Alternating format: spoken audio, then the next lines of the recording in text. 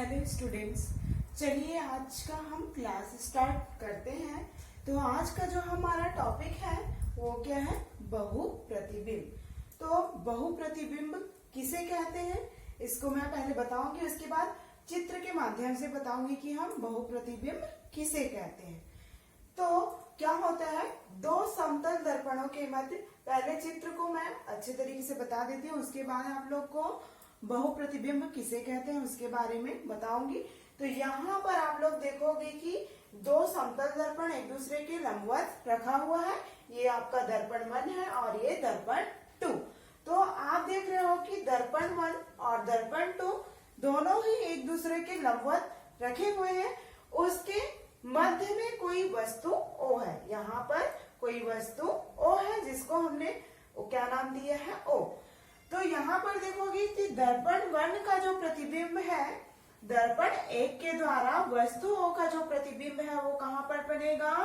O1 पर बनेगा। ठीक है, कहाँ पर बनेगा? O1 पर बनेगा।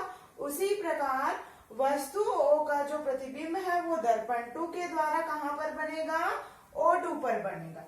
दर्पण 2 द्वारा वस्तु O का प्रतिबिंब कहाँ पर बनेगा? O2 पर बनेगा। तो एक बार और देखिए, यहाँ पर दो दर्पण रखे हुए हैं जो एक दूसरे के परस्पर लंबवत है।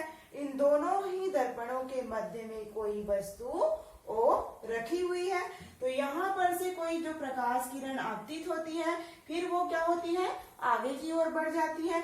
फिर यहाँ से दूसरी प्रकाश किरण आपतित होती है, फिर क्या होती है? परावर्तित होती है। और दोनों ही इसको हम आगे की ओर बढ़ाते हैं। तो जहां पर दो परावर्तित किरणें आपस में मिलती है वहीं पर क्या बनता है? आपका प्रतिबिंब बनता है। इस प्रकार से दर्पण 1 के द्वारा वस्तुओं का प्रतिबिंब कहाँ बन रहा है? O1 पर बन रहा है। उसी प्रकार दर्पण 2 द्वारा जो वस्तुओं का प्रतिबिंब कहाँ पर बन रहा है? O2 पर बन रहा है। तो यहाँ पर देखोगे कि यहाँ से कोई प्रकाश किरण आती है और आगे की ओर बढ़ जाती है। फिर दूसरी प्रकाश किरण यहाँ पर आपतित होती है, फिर आगे की ओर क्या हो जाती है? परावर्तित होती है। अब जब हम इसको आगे की ओर मिलाते हैं तो ये क्या होता है? इसका जो प्रतिबिंब है वो किसका? वस्तुओं का प्रतिबिंब दर्पण 2 के द्वारा कहाँ पर बन रहा है? O2 पर बन रहा है। अब यहाँ पर जो देख रहे हैं वो क्या है? यहाँ पर आभासी, ये आभासी दर्पण यानी एक काल्पनिक दर्पण है की भांति काम करेगा। ये जो आभासी दर्पण एक काल्पनिक आभासी दर्पण की भांति कार्य करेगा। तो यहाँ वस्तु, यहाँ पर से कोई प्रकाश किरण क्या होगा? आपतित होगा, फिर आगे की ओर बढ़ाएंगे इसको, फिर दूसरी प्रकाश किरण यहाँ से आपतित होगा, परावर्तित होगा और इन दोनों को आगे की ओर बनाएंगे। तो इसका प्रतिबिंब कहाँ पर बनेगा? O3 पर। वैसे ही O1 को से यहाँ पर कोई क्या हो रहा है? ये प्रकाश किरण क्या हो रही है? आपतित हो रही है। फिर इसको आगे की ओर हम बढ़ा रहे हैं। फिर दूसरी प्रकाश किरण यहाँ से आपतित होकर परावर्तित हो रही है। इस प्रकार देखेंगे कि एक अन्य प्रतिबिंब कहाँ पर बन रहा है? O3 पर बन रहा है। तो एक बार और देखिए कि चित्र के अनुसार आपको क्या लिखना है। तो दर्पण 1 और 2 के मध्य, दोनों ही दर्पण एक दूसरे के मध्य में क्या होगा? एक दूसरे के लंबवत परस्पर रखे हुए हैं। दोनों ही दर्पणों के मध्य में कोई वस्तु O रखी है। तो दर्पण 1 के द्वारा वस्तु O का प्रतिबिंब O1 पर प्राप्त होता है। उसी प्रकार दर्पण 2 द्वारा वस्तु O का प्रतिबिंब O2 पर प्राप्त होता है। अब यहाँ पर जो आभासी दर्पण ये है, ठीक है, तो ये क्या है? एक काल्पनिक दर्पण की भांति कार्य करेगा और यहाँ से कोई एक प्रकाश किरण आएगी, आपतित होगी, फिर उसको हम आगे की ओर बढ़ाएंगे, फिर यहाँ से दूसरी प्रकाश किरण आपतित होगी, परावर्तित होगी, इन दोनों को आगे की ओर बढ़ाएंगे। तो एक क्या है? अन्य प्रतिबिंब कहाँ पर बनता है? अन्य प्रतिबिंब बनता है जिसको हमने नाम दे दिया है O3। यहाँ से भी आप देख रहे हो कि कोई प्रकाश किरण आपतित हो रही है, फिर यहाँ से आपतित होकर वो परावर्तित हो रही है और इन दोनों को आगे की ओर हम मिला रहे हैं। तो एक अन्य प्रतिबिंब कहाँ पर बन रहा है? O3 पर बन रहा है जिसको हमने O3 नाम दे दिया। तो यहाँ पर देखोगे कि बहुप्रतिबिंब हम किसे कहते हैं? तो दो दर्पणों के मध्य कोई वस्तु रखी हुई है। दो, यहाँ पर आप लोग देख रहे हो कि दर्पण 1 और दर्पण 2 है, यानी दो दर्पण एक दूसरे के परस्पर लंबवत हैं जिनके मध्य में कोई वस्तु है। तो अपवर्तन की घटना के कारण दो दर्पणों के मध्य रखे हुए वस्तु का एक से अधिक प्रतिबिंब बनता है तो वही क्या कहलाता है, बहुप्रतिबिंब कहलाता है। तो ये हुआ आपका बहुप्रतिबिंब किसे कहते हैं, क्वेश्चन आता है तो आप लोग इस प्रकार से डायग्राम बना के लिख सकते हो। अब आगे जो हम देखेंगे ये क्या हुआ, अभी तक हमने परावर्तन के बारे में पढ़ा था, प्रकाश का परावर्तन। अब आगे देखेंगे कि समतल सतह से अपवर्तन, यानी अपवर्तन किसे कहते हैं, अपवर्तन के कितने नियम होते हैं, तो इसको हम पढ़ेंगे। तो चलिए हम अपवर्तन किसे कहते हैं उसे देखते हैं। चलिए जो हमारा अगला टॉपिक है वो क्या है, प्रकाश का अपवर्तन, यानी अपवर्तन किसे कहते हैं। जब कोई प्रकाश किरण एक माध्यम से दूसरे माध्यम तक पहुंचती है, यानी किसी सतह से टकराती है, किसी चमकदार सतह से, तो उस प्रकाश का कुछ भाग जो है वो क्या होता है, अवशोषित हो जाता है, तो कुछ भाग जो है वो परावर्तित हो जाता है, और शेष जो भाग है उसके माध्यम में अवरोध उत्पन्न होने के कारण क्या हो जाता है, अपने मार्ग से विचलित होकर आगे गमन करता है। तो चलिए इसको देखते हैं कि अपवर्तन किसे कहते हैं। ये देखो कि ये आपका क्या है, पहला माध्यम है और ये आपका दूसरा माध्यम है। तो जब प्रकाश किरण एक माध्यम से दूसरे माध्यम में पहुंचते हैं तो क्या होता है, वो अपने मार्ग से विचलित हो जाता है और आगे गमन करता है। तो चित्र के माध्यम से हम समझेंगे कि मान लो कोई प्रकाश किरण यहाँ से क्या हो रही है, आपतित हो रही है, तो ये एक माध्यम हो गया, तो यहाँ से आपतित होने के बाद वो क्या होगा, दूसरे माध्यम में इस प्रकार से वो अपने मार्ग से क्या हो जाएगा, विचलित होगा। यानी कोई प्रकाश किरण एक माध्यम से दूसरे माध्यम में प्रवेश कर रही है तो वो अपने मार्ग से विचलित होकर वो आगे गमन करने लगेगी। यहाँ पर देख रहे हो ये आपका पहला माध्यम से है, तो यहाँ से प्रकाश किरण आ रही है और ये जैसे ही दूसरे माध्यम में प्रवेश करती है तो ये क्या होती है, अपने मार्ग से विचलित हो गई, यानी ये इसको सीधा जाना था तो वो क्या हो गया, यहाँ से वो इस तरीके से अपने मार्ग से विचलित हो गया और आगे गमन करने लगा। तो यही घटना क्या कहलाती है, अपवर्तन की घटना कहलाती है, या हम इसे अपवर्तन कहते हैं। एक बार और देख लीजिए कि अपवर्तन किसे कहते हैं। जब प्रकाश किरण एक माध्यम से दूसरे माध्यम में प्रवेश करती है तो वह अपने मार्ग से विचलित होकर आगे गमन करती है। यह घटना जो है प्रकाश का अपवर्तन कहलाता है। अब आगे हम देखेंगे कि सघन माध्यम किसे कहते हैं और विरल माध्यम किसे कहते हैं, और इसको इसी अपवर्तन को हम सघन और विरल माध्यम के द्वारा भी समझेंगे। तो सघन माध्यम यानी अधिक घनत्व वाला माध्यम क्या कहलाता है, आपका सघन माध्यम कहलाता है, और कम घनत्व वाला माध्यम जो है वो क्या कहलाता है, विरल माध्यम कहलाता है। तो हम अपवर्तन को सघन और विरल माध्यम किससे समझेंगे। तो यहाँ पर चित्र में देखेंगे कि जब कोई प्रकाश किरण जो है वो विरल माध्यम से सघन माध्यम में प्रवेश करती है, यहाँ पर ये ऊपर वाला विरल माध्यम यानी वायु, सघन माध्यम यानी जल। तो जब प्रकाश किरण विरल माध्यम से सघन माध्यम में प्रवेश करती है तो ये अभिलंब की ओर क्या हो जाती है, झुक जाती है। यहाँ पर देख रहे हो ये क्या है, आपका जो एन नाम दिया हुआ है वो अभिलंब है। यहाँ पर इस तरीके से डॉट डॉट जो दिखाया गया है वो आपका अभिलंब है, और ये जो कोई प्रकाश किरण है जो क्या हो रही है, विरल माध्यम से सघन माध्यम में प्रवेश कर रही है, तो ये अभिलंब की ओर झुक रही है। आप देख रहे हो ये अभिलंब की ओर झुक रही है। अब दूसरे में क्या होगा उसको, अब हम देखो अपवर्तन को हम चित्र के माध्यम से और समझेंगे, मतलब विरल और सघन माध्यम के द्वारा।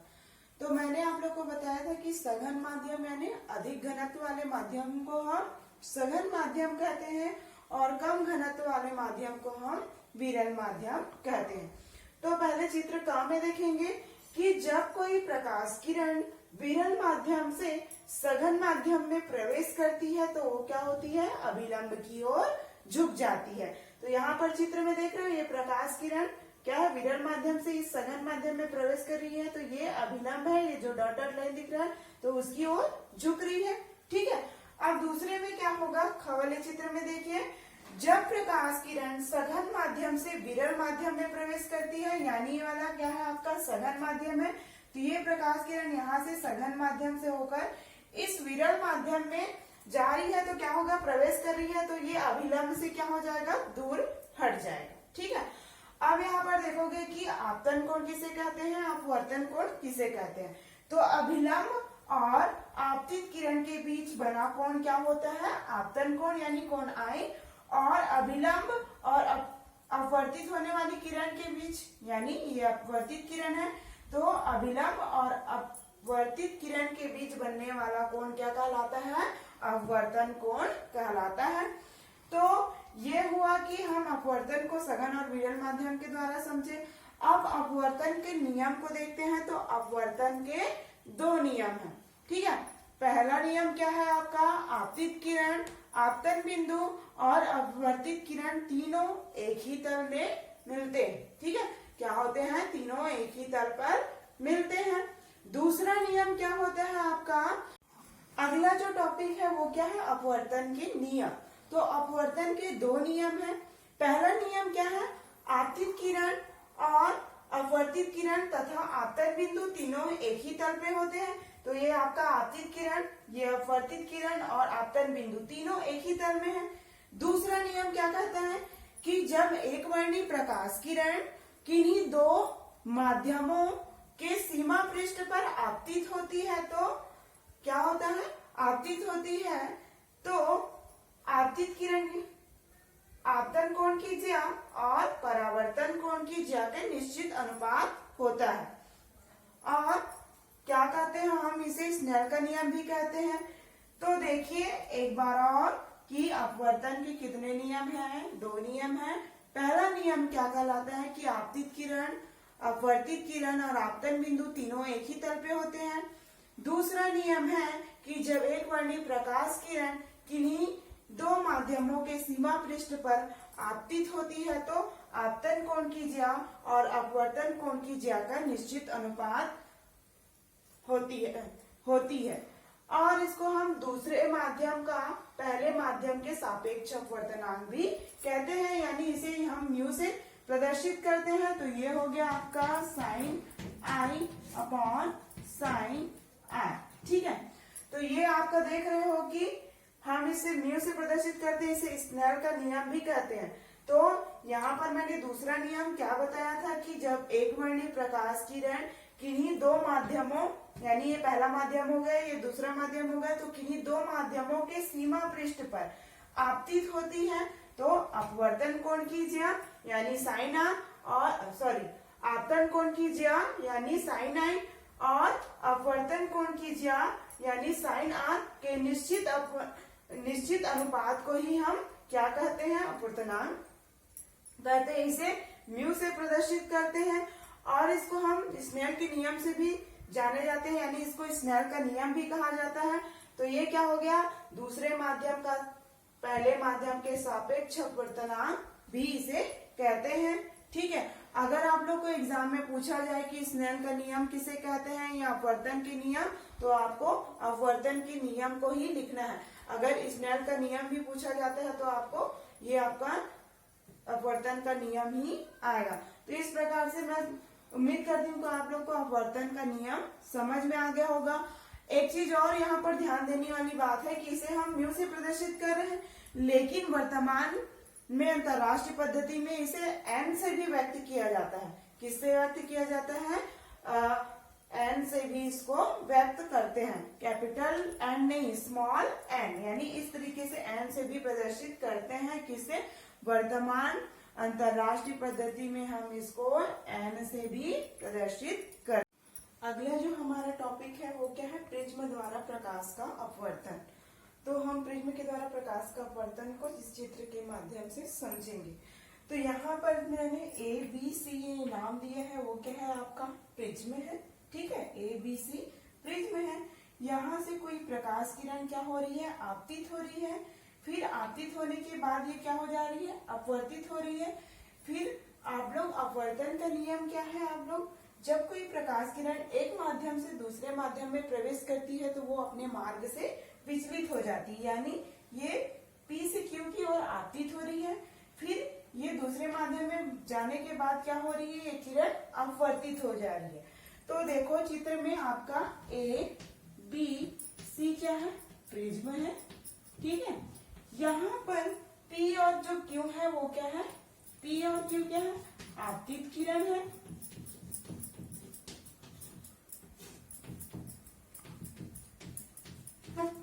और यहाँ पर Q और R जो है वो क्या है, Q और R बराबर क्या होगा, अपवर्तित किरण।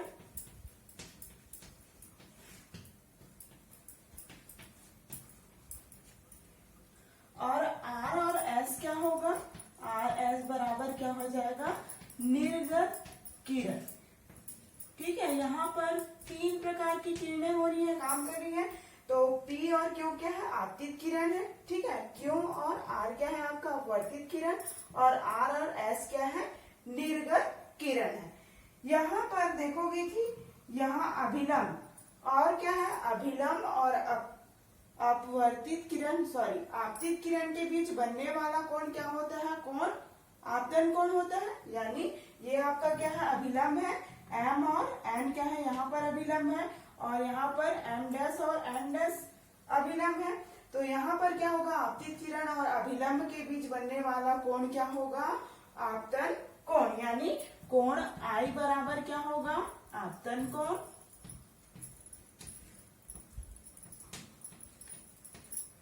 और कोण R बराबर क्या होता है, और क्या होता है आपका, अपवर्तन में आपका अभिलंब और किसके बीच, अभिलंब और अपवर्तित किरण के बीच बनने वाला कोण क्या होता है, R होता है, ठीक है। तो ये कोण R यानी अपवर्तन कोण।